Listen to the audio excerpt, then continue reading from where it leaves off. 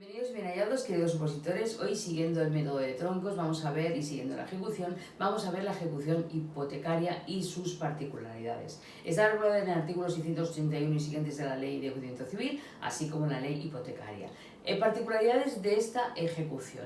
Hay que decir que tenemos ante nosotros un préstamo con garantía hipotecaria, un préstamo que se garantiza con un bien, y hay que decir que este tipo de procedimientos o este tipo de demandas en reclamación de un préstamo también podríamos seguirlo por la ejecución de títulos no judiciales. Podría ir el acreedor a un declarativo directamente, o podría incluso reclamar esta cantidad a través de un monitorio.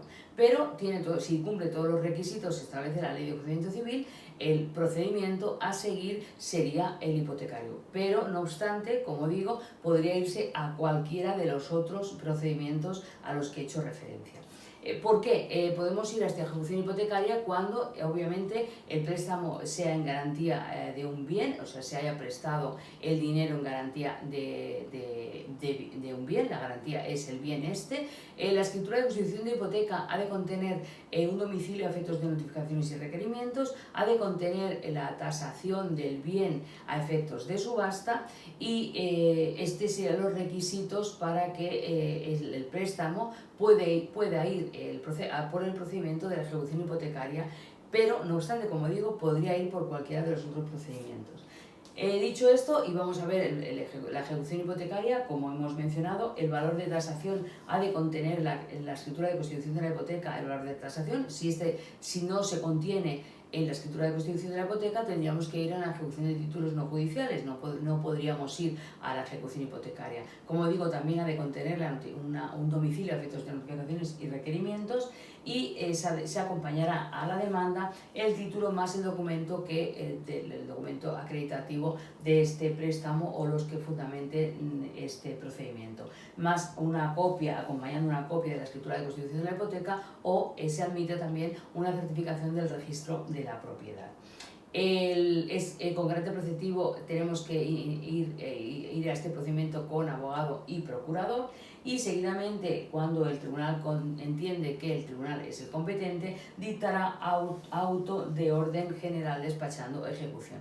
¿Qué ha de contener este auto? Este auto ha de contener el requerimiento de pago, es decir, que se requiera de pago al deudor por término de 10 días para que abone la cantidad. ¿Qué cantidad de abonar? El principal, intereses y costas. Tenemos que decir que cuando se hace el requerimiento se le tiene que advertir también de que en esta ocasión estamos hablando de una ejecución hipotecaria, puede enervar la acción, y puede enervar la acción cada 3 años. ¿Qué tendría que pagar para poder enervar? Tendría que abonar el principal, intereses y costas, y los intereses hasta el momento del requerimiento, y las costas procesales que se hubieran causado. Si esto es así y se abona y se consigna esta cantidad, entonces se procedería a enervar la acción y a archivar directamente el procedimiento. Como digo, ¿cada cuánto puede esto realizarlo? Cada 3 meses, cada 3 años podría enervar la acción el deudor. Como siguiendo esto, ¿qué decimos? Lo que ha de contener, decíamos que ha de contener el requerimiento de pago por 10 días para que el deudor abone la cantidad. Excepto que si este requerimiento se ha hecho con carácter previo extrajudicialmente o ante notario, entonces no necesitaríamos requerir de pago. Esto obviamente lo tiene que decir el acreedor, y tiene que acreditar el acreedor efectivamente con la demanda que uno de los documentos que debería de acompañar en este caso precisamente es la acreditación del requerimiento efectuado extrajudicialmente o notarialmente. Bueno, una vez dicho esto, tenemos que decir que, claro, este auto se tiene que notificar, y se tiene que notificar y se tiene que requerir al deudor de pago. ¿Qué puede pasar también? Puede pasar que el demandante, en su demanda al ejecutante, pida la administración interina de la finca. En el caso de que hablemos de si se trata de bienes inmuebles, puede solicitar una administración interina de esa finca, y el plazo sería no más de 2 años. En el caso de que fueran bienes muebles, esta administración de interinidad puede ser de un año, cuando se trata de bienes muebles o bienes navales. Esto se lo ha de solicitar, como digo, en la demanda, el acreedor deberá solicitar la administración interina. Aparte de esto, una vez que se procede, como digo, a este editado de este auto de orden general despachando ejecución, ¿qué puede pasar cuando tras esto? Puede pasar que pague, puede pasar que no pague pero se oponga, puede pasar que no pague ni se oponga y puede pasar que se interponga una tercería de dominio en cuanto a este bien que es la garantía de este préstamo hipotecario. ¿Qué sucede si paga? Si paga se procede al archivo, si paga, que en realidad la ley dice si paga se procederá al archivo. Primero habría que pagar el principal, principal e intereses, después se tasarían las costas y una vez que se aprobaran las costas se procedería al pago de las costas y tras lo cual entonces se procedería al archivo del procedimiento en sí. ¿Qué pasa si no paga? Y esto lo dejaremos para el final. ¿Qué pasa si no paga pero tampoco se opone? Automáticamente lo que sucede es que se procede con petición del acreedor, obviamente, porque estamos hablando de civil, por lo que es toda esa instancia de parte, se procederá a la subasta del bien. Tenemos aquí, no hace falta unos trámites previos como es la peritación, puesto que ya uno de los requisitos es que el valor de tasación esté consignado en la escritura de constitución de la hipoteca.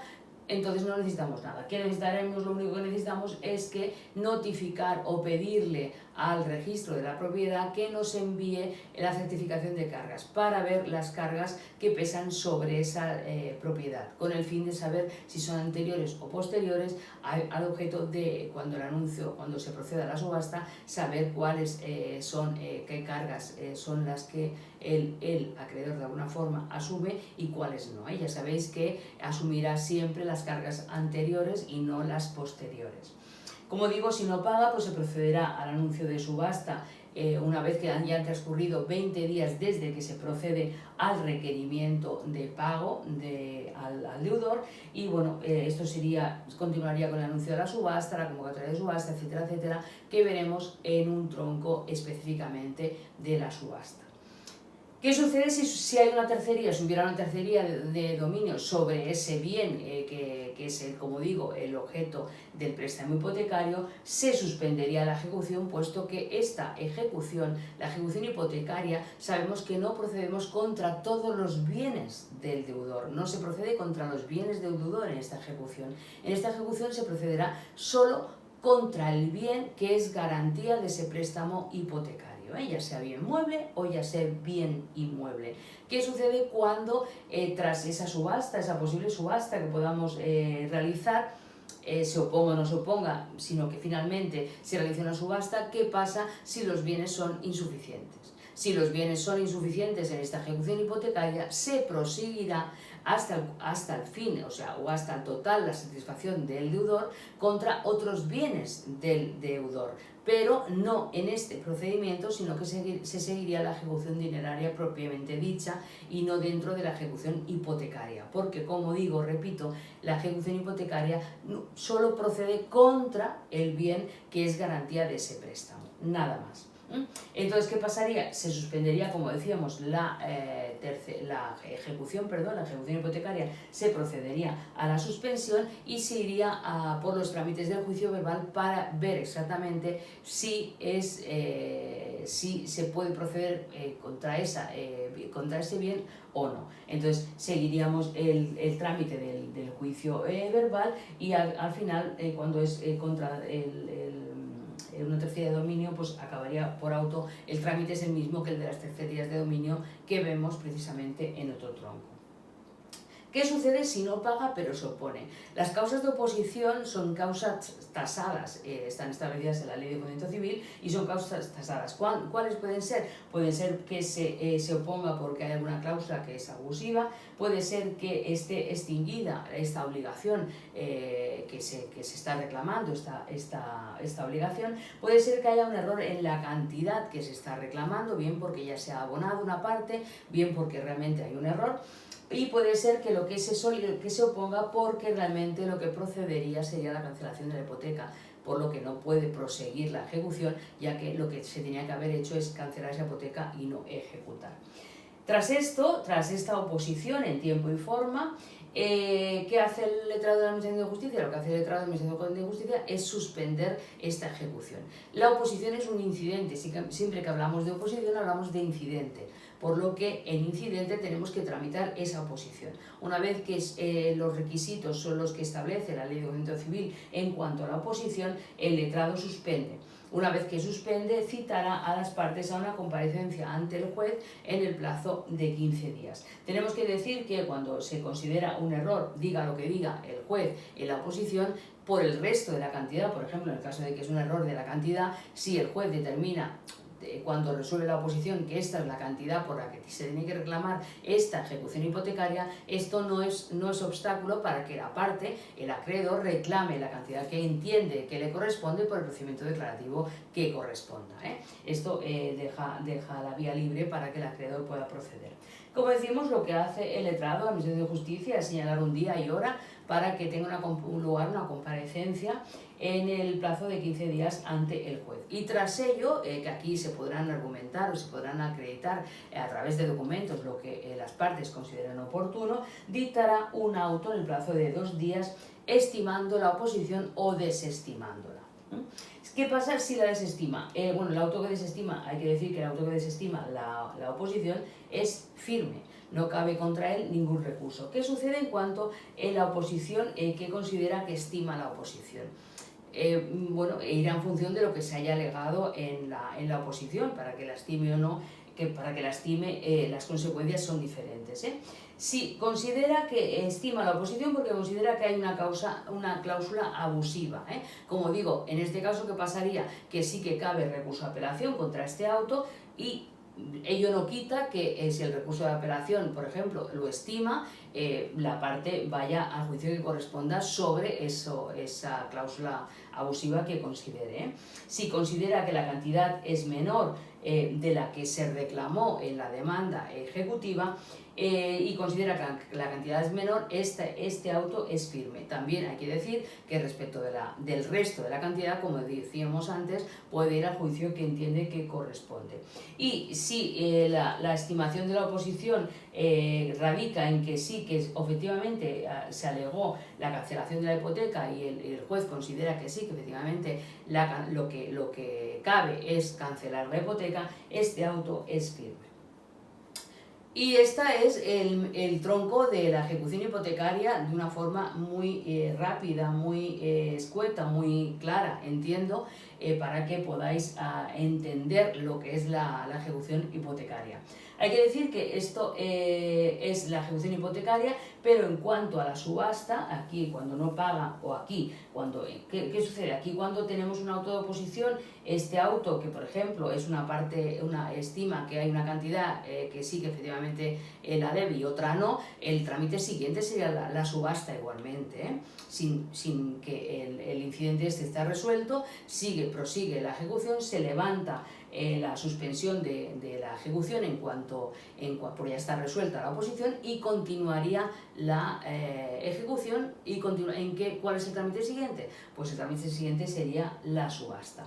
Hay que decir que la subasta, tanto si se trata de bienes hipotecados, bienes muebles o bienes muebles sobre la hipoteca, sobre bienes inmuebles, la subasta que vamos a tener en cuenta es la regulada en cuanto a los bienes inmuebles, porque se trata de una ejecución hipotecaria. También hay que decir que esta demanda, que ya os lo pongo aquí, esta demanda hipotecaria puede ir contra el deudor, contra el hipotecante no deudor o contra incluso un tercero poseedor. Este sería el argumento de la demanda. Así que con esto doy por terminado este tronco de la ejecución hipotecaria y espero que os sirva de ayuda como siempre y os ayude a entender que este es el fin, ¿no?, del método de troncos, ni más ni menos que es que podáis entender y poder ayudaros a facilitaros el estudio propiamente del proceso. Cuando nosotros en un tronco podemos más o menos definir los trámites y entender un poquito lo que es propiamente el procedimiento, es es más fácil, entiendo, que podamos ir al estudio ya más exhaustivo propiamente de todo el articulado de la Ley de Enjuiciamiento Civil. Así que, bueno, no os olvidéis que os dejo un supuesto práctico que analizaremos en otro vídeo y que os dejaré también el enlace del blog donde podéis coger o podéis descargaros el supuesto práctico de una forma en papel, de una forma más que os sirva también para verlo un poco mejor que a lo mejor a través de este vídeo. Así que espero que os vaya bien y que me digáis algo de que realmente os ha servido, y nos vemos en el próximo vídeo. Hasta luego y buena semana y buen estudio.